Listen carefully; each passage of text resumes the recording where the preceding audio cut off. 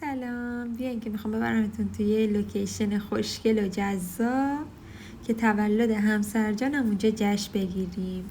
از رشت به سمت تهران شروع به حرکت کردیم و تو راه امامزاده هاشم یه سوختگیری کوچولو کردیم.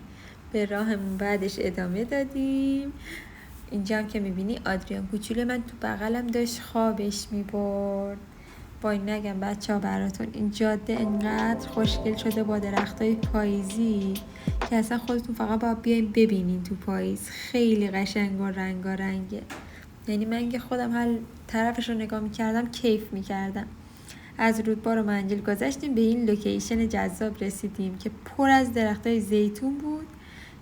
اینم کیک دلبر منه. میشه مگه کسی از این کیک خوشش نیاد؟ آقای همسر که فکر کنم حسابی کیف کرد با این کیک، انقدر خندید که اصلا نگم براتون.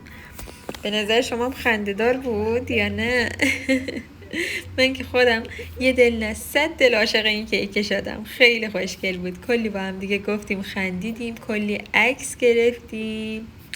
اونجا بوتهای تمشک دیدیم، کلی تمشک چیدیم خوردیم. چقدر مزه میده واقعا از بوتها چیدن.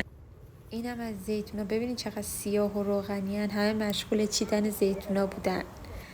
بچه‌های عزیز ممنون میشم که حمایتمون کنی، شیر کنی، سابسکرایب کنین و با حمایتتون منو خوشحال کنین تا منم انرژی بگیرم و فیلمای بهتر بذارم.